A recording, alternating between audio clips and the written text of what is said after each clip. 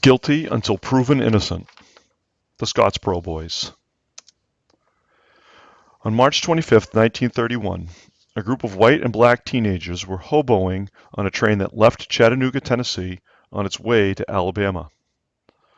Hobos were quite a common sight on trains of the Great Depression of the 1930s, as people looked to escape the reality of their lives without any job or without any prospect of getting one.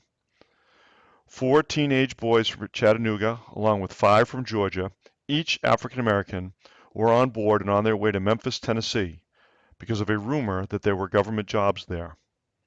There were 4 white teenagers on the train as well, 2 boys and 2 girls, who were returning to Huntsville, Alabama, from an unsuccessful job-seeking trip.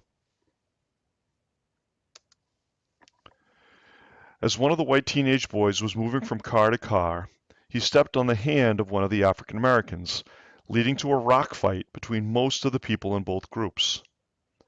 After 3 of the whites were forced off the train by the African American boys, they ran ahead to the station master at the town they had just passed to report the incident. The station master wired ahead to the next station, Paint Rock, Alabama, where a posse of whites was rounded up, and, when the train stopped, they arrested every African American boy they could find. The 9 boys were tied together, put on the back of a flatback truck, and driven to Scottsboro, where they were placed in jail. Also meeting the posse were Victoria Price and Ruby Bates, 2 mill workers from Huntsville. Why they were in Paint Rock is unclear, but they told the posse that they had been raped by a group of 12 boys with pistols and knives, and Price, quote-unquote, picked 6 of the 9 boys out of a lineup. The guard at the jail supposedly said that, quote, if those 6 had Miss Price, it stands to reason the others had Miss Bates, end quote.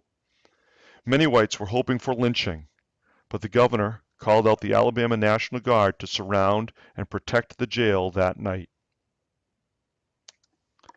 On March 30th, a grand jury in Scottsboro found that there was enough evidence of a crime, and a trial was held. By April 9th, 2 weeks after the boys were arrested, 8 of the 9 of them were found guilty and sentenced to death, with the trial of Roy Wright, the youngest of the group at 13, ending in a mistrial when 11 of the jurors held out for the death penalty, while 1 wanted only life imprisonment. The lawyers for the boys offered very little in the way of a defense, not bothering to cross-examine the doctors who examined the women, and only asking Price a few questions.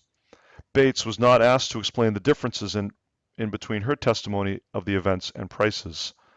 6 of the boys denied raping or even having ever seen the 2 women, but they were contradicted by the other 3 boys who said a rape did occur, only later saying that they were beaten and threatened into making those statements. Seeing a recruiting opportunity for themselves among Southern African Americans and Northern liberals, the Communist Party took up the cause, saying that the case was a murderous frame-up. Even though communists were about as welcome as African Americans in the South, the boys had no choice but to go along with their new supporters. After an appeal was denied by the Alabama Supreme Court, the case went before the United States Supreme Court, which decided that the boys had, in fact, been denied their due process rights guaranteed in the 14th Amendment. All of the trials would have to start again. Over the course of many years and as many as 4 retrials for one of the accused, each of the Scottsboro Boys made their way out of Alabama, either through parole or escape. The story became the inspiration for many songs, books, and at least one television documentary, but it's still a story that needs to be told as cases of racial injustice are part of the news on a regular basis.